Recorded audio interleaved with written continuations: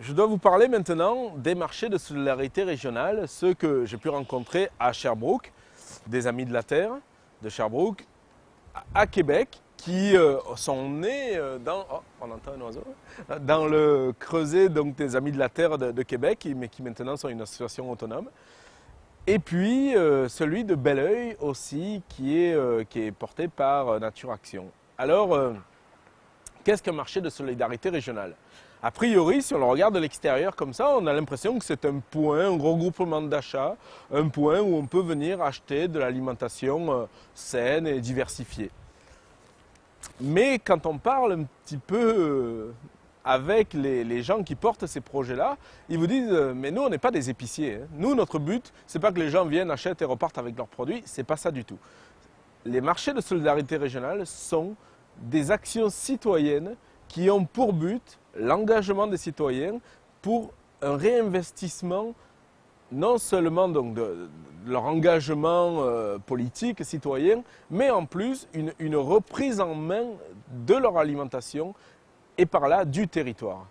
Donc on pourrait dire que les marchés de solidarité régionale sont des actions citoyennes, certes portées par des associations, mais qui engagent des bénévoles. Par exemple, tous ces marchés-là fonctionnent avec des bénévoles parce qu'on veut que les gens soient là et qu'ils s'impliquent.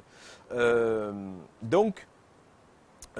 ce sont donc des projets communautaires pour apprendre à vivre ensemble, dira Étienne, que j'ai rencontré à Sherbrooke. Alors ce qui est important quand on s'engage dans un marché de solidarité régionale, c'est justement l'engagement en lui-même. Les acteurs ont pu avoir une démarche intellectuelle, même ceux qui s'en défendent sont des intellectuels. André est un intellectuel, c'est quelqu'un qui a lu beaucoup, qui a beaucoup réfléchi, mais ce n'est pas ça qu'ils veulent promouvoir. André disait un imbécile qui marche ira toujours plus loin que l'intellectuel assis. Donc ce qu'on veut, c'est un engagement. Et l'acte éducatif est posé à travers l'engagement. On ne demande pas aux gens de produire des écrits ou de lire beaucoup. On va, oui, les inviter à lire telle revue, tel article. Il fait beaucoup d'informations sur les OGM, il va y avoir des séances cinéma même. Mais on s'éduque en agissant. Ce qui est fondamental, c'est l'acte que l'on pose. On ne veut pas se payer de mots, on ne veut pas se payer de discours, on veut agir.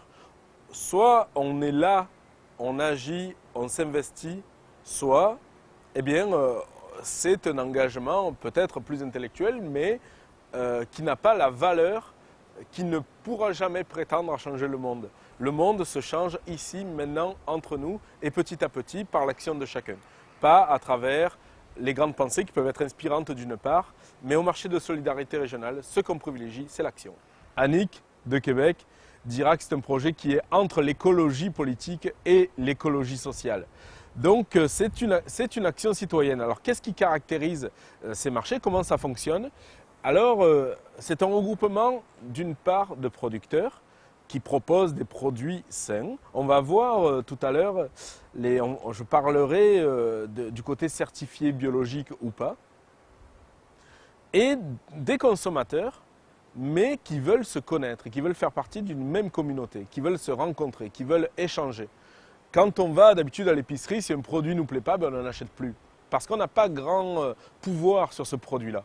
Alors que dans le marché de solidarité régionale, le producteur de poulet ou de maïs ou de je ne sais quoi d'autre, on le voit, on le rencontre, on le connaît, on l'appelle par son nom, on connaît son numéro de téléphone et on peut aller sur sa ferme. Alors évidemment, ça donne une autre relation. Cette agriculture devient non seulement locale, mais je dirais participative. Par rapport à la certification, qu'est-ce qu'une certification biologique? C'est finalement un tampon qui va nous dire que quelqu'un est allé vérifier la façon dont était produit telle ou telle denrée, qu'il a vu que les choses se passaient bien, de façon saine, écologique, respectueuse, et donc il met un tampon à destination de celui qui n'a pas pu se déplacer sur la ferme. Et qui devra donc donner foi au tampon pour dire, eh bien effectivement, ce produit, je peux lui faire confiance. Mais quelle est la valeur de ce tampon-là si je peux moi-même aller vérifier? Si le producteur, je le connais, je n'ai plus besoin de certification biologique puisque la personne qui produit, je peux la rencontrer. La façon dont ça se fait et ça se passe sur cette ferme-là, je le sais, je l'ai visité. Alors, pour André de Sherbrooke, la poignée de main a valeur de contrat. On sait qu'on s'engage sur une voie qui non seulement va être éducative pour les citoyens qui rentrent dans la logique du marché, mais être aussi éducative pour les producteurs qui vont bien vouloir jouer le jeu d'une production sous la responsabilité, évidemment leur responsabilité, mais sous le regard attentif et responsable d'un groupe de citoyens dont ils font partie pour produire une alimentation qui a du sens. Alors ça, c'est pas anodin, c'est pas rien parce que des projets éducatifs qui soient à la fois à destination des consommateurs et des producteurs, conçus comme des membres d'une même communauté, on en connaît peu finalement. C'est pas si courant. Quand on parle évidemment des produits équitables ou biologiques, on n'a pas ce sentiment d'appartenir à une même communauté d'humains certes, mais pas le producteur bolivien de chocolat ou équatorien ou je ne sais, ben évidemment on ne le connaît pas personnellement. Là, on a cette rencontre, on a cette convivialité. Alors là, le mot convivial, je ne l'emploie pas au hasard, parce que qu'est-ce que la convivialité? La convivialité, c'est la sympathie, la bonne humeur que l'on doit, que l'on offre, que l'on reçoit avec des convives, donc des gens qui sont venus pour partager le même repas. Évidemment, pris au sens large, la convivialité, c'est une certaine vie sympathique, heureuse, affectueuse entre différentes personnes d'un groupe. Mais au sens illichien de Ivan Illich, vous savez, la filiation que je peux avoir avec les pensées d'Ivan Illich, la convivialité, ça s'adresse à un outil. Or, les organismes sociaux sont des outils, au sens où Illich les définit. Et lui définit la convivialité en disant « tant que c'est l'outil qui maîtrise l'homme, on ne peut pas parler de convivialité parce que l'homme est au service de l'outil. Finalement, au lieu de nous relier au corps social, il nous lie au corps social. Alors que quand c'est l'outil qui est au service de l'homme et qu'on peut changer cet outil, qu'on peut le travailler, qu'on peut le modifier, qu'on a un impact sur cet outil, alors là, évidemment, on rentre dans ce qu'il appelle l'outil convivial. Donc finalement, la convivialité peut être entendue à ces trois niveaux. La sympathie autour d'un repas partagé, l'ambiance aussi qu'on peut instaurer à l'intérieur d'un groupe, mais aussi au sens de l'outil convivial, au sens où Ivan Illich le définit. Donc, on peut parler, on peut dire sans avoir peur de se tromper que le marché de solidarité régionale est un outil convivial, un outil social, qui nous permet de se réapproprier finalement ce qui est important pour nous, c'est-à-dire l'espace environnemental, mais aussi social, politique. Donc le marché de solidarité régionale a ces caractéristiques-là. Et qu'est-ce que ça induit? Ça induit une certaine solidarité, évidemment, entre les gens. On va parler beaucoup, les acteurs vont beaucoup parler de la solidarité parce qu'on croit fortement à la coopération. André No rappelait que Hubert Reeves avait dit que le 21e siècle serait un siècle de solidarité, de coopération, d'espace communautaire, sinon il n'y aurait pas de 22e siècle. Donc on croit fortement dans cette prophétie-là au marché de solidarité régionale. Et la solidarité, c'est dans le nom. Hein. On veut la promouvoir. Et la solidarité n'est pas la bienfaisance, hein, n'est pas la charité, n'est pas. Au contraire, c'est un espace dans lequel tout le monde est actif, acteur, et responsable vis-à-vis de l'autre. Et on peut rattacher ça au thèse du solidarisme, qui était un courant économique qu'on pouvait lire au détour du fin 19e, début du 20e siècle, où on se disait que finalement le partage, l'échange faisait partie du contrat moral qui était tissé entre les individus et qu'un bien ne pouvait véritablement m'appartenir qu'à partir du moment où j'en avais rendu la juste contribution finalement aux personnes qui m'entourent. Et à partir de là, je peux vraiment décider qu'un bien était à moi. Mais là, on est dans cette optique de solidarité qui lie les producteurs aux consommateurs. Concrètement, cette solidarité s'incarne à travers l'engagement des uns et des autres.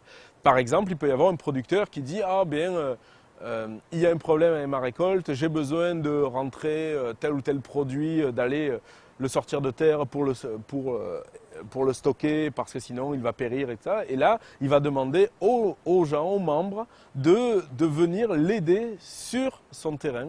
Il va demander aux gens de venir lui prêter main forte le temps d'une récolte. Ça peut être avec des animaux pour une autre raison. Mais à l'inverse, un agriculteur peut dire aussi « j'ai tel espace, tel terrain dont je ne me sers pas. Et si quelqu'un veut venir cultiver, alors je peux lui laisser mon terrain pour cultiver. » Donc il y a vraiment une solidarité bienveillante entre les gens. L'aide, l'entraide est quelque chose de promu par les marchés de solidarité régionale.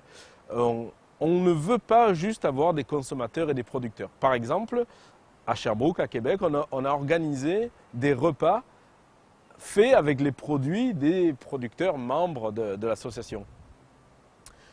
Mais on ne veut pas que les gens vendent leurs produits. On veut qu'ils soient là pour rencontrer les gens. Le but du jeu n'est pas d'écouler des produits par une autre filière. Le but du jeu est de créer un lien. Donc, si vous voulez proposer vos produits dans ces repas partagés, dans ces tables champêtres, vous devez être là pour rencontrer les gens. Donc on voit bien l'esprit qui domine les marchés de solidarité régionale et c'est certainement, à mon sens, une des pistes les plus prometteuses de réappropriation de l'espace rural. On veut pas avoir un espace rural en tant que touriste.